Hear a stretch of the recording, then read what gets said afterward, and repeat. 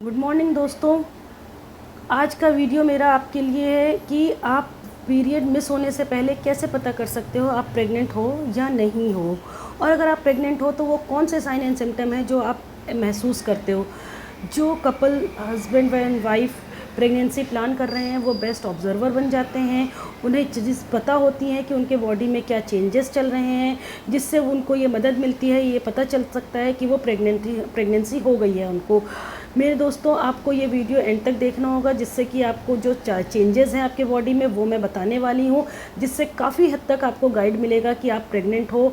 और date miss होने के बाद आप चेक करोगे तो वाकई आप प्रेगनेंसी आपको होगी, पॉजिटिव आएगी।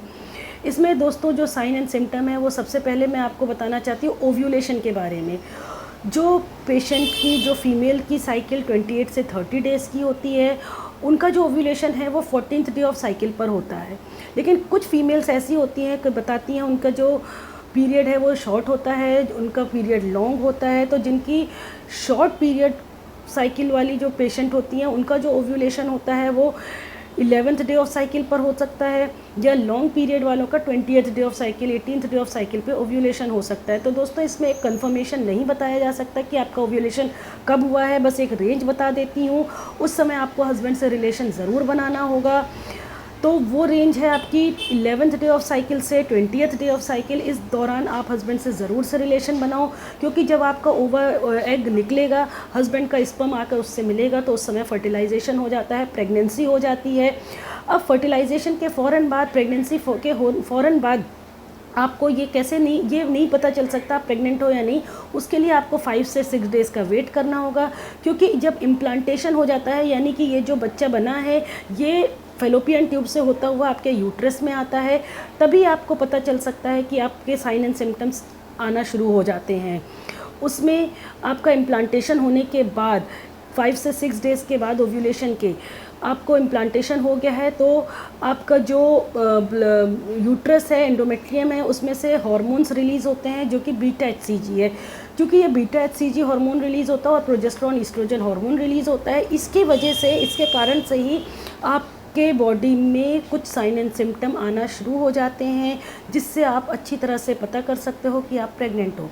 पहला साइन एंड सिम्टम दोस्तों है नोज़िया एंड वॉमिटिंग, यानी कि उल्टी का आना, जी मालिश होना, या आपके मुंह का स्वाद बदल जाना, या आपका मुंह में झाग या पानी पानी सा रहना। वो इस वजह से होता है क्योंकि बीटा HCG हार्मोन जो होता है वो लेवल उसका इंक्रीज़ होना शुरू हो जाता है, प्रोजेस्टेरोन ईस्ट्रोजन हार्मोन बढ़ रहे होते हैं, जिसकी वजह से ये चेंजेस आता है। दूसरा जो आपका साइन एंड सिम्टम है वो है ब्रेस्ट टेंडरनेस, यानी कि ब्रेस्ट का हैवी होना, पेन होना या चुभन चुभन सा महसूस होना। जो तीसरा आपका सिम्टम है, साइन है, जो पेशेंट को पता चलता है, महसूस होता है, वो है आपका हेडेक एंड चक्कर का आना।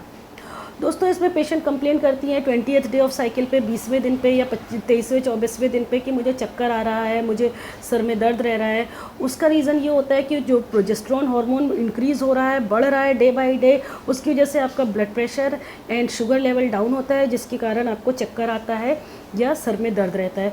कई पेशेंट कंप्लेन करती हैं फीवर की, क्योंकि उसमें यही है रीज़न आपका प्रोजेस्टेरोन का इंक्रीज़ होना, जिसकी वजह से आपकी बॉडी टेम्परेचर 1 डिग्री चेंज हो रहता है, बढ़ा हुआ रहता है, आपको महसूस होता है कि आपके फीवर सा है।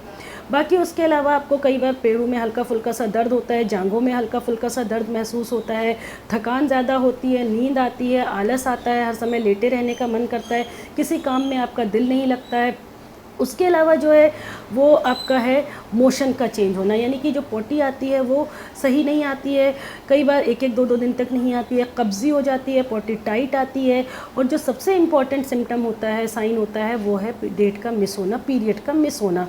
दोस्तों जब पीरियड मिस होता है तो कई लोग क्या गलती करते हैं, स्ट्रेस की वजह से, एंग्जाइटी, टेंशन की वजह से, कि फ़ौरन चेक कर लेते हैं कि आज मेरे को, मान लो आपको मैं एग्जांपल के तौर पे कहूँ कि 15 तारीख को डेट आनी थी, आपने सीधे फिर 15 को डेट नहीं आई, 16 को आपने चेक कर लिया कि आपका पॉजिटिव है या नहीं, स्ट्रेस की वजह से।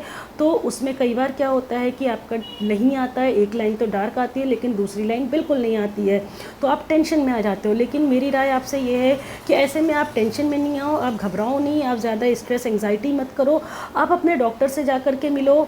और बेस्ट रहेगा आपके लिए कि आप एटलीस्ट 7 डेज़ का वेट करो। डेट मिस होने के 7 से 10 डेज़ के बाद ही आपको चेक करना चाहिए, क्योंकि वही मैंने आपको शुरू में बताया कि ये सारी बात होती है, सारा खेल होता है ओव्यूलेशन का।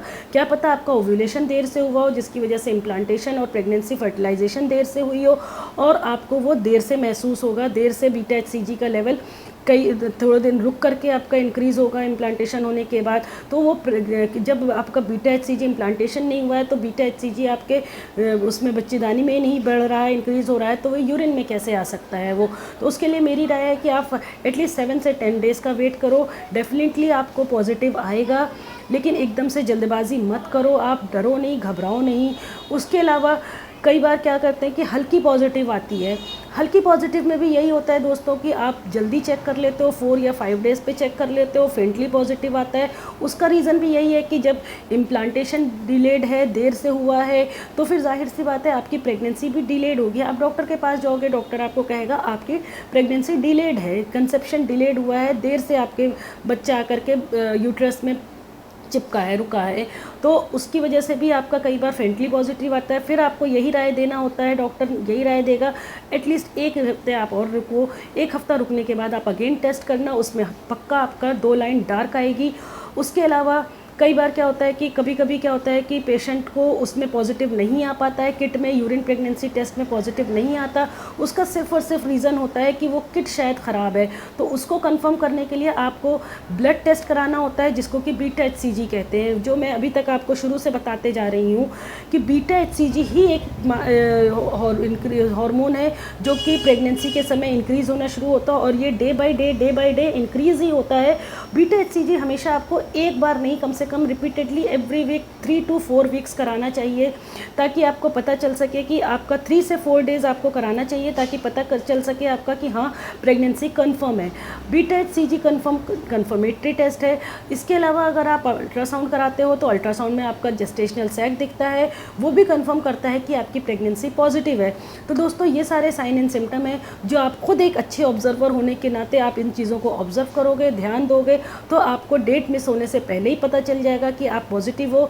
ये आपके लिए गुड न्यूज़ है दोस्तों। अगर आपको मेरी वीडियो पसंद आई हो तो उसको लाइक एंड शेयर करें। अगर आपका कोई सवाल है तो आप मुझसे कमेंट करके भी पूछ सकते हैं। मेरे channel beauty medicine and women को आप सब्सक्राइब करें। अगर आप इंस्टाग्राम या फेसबुक पर हैं तो मुझे फॉलो करें। Thank you.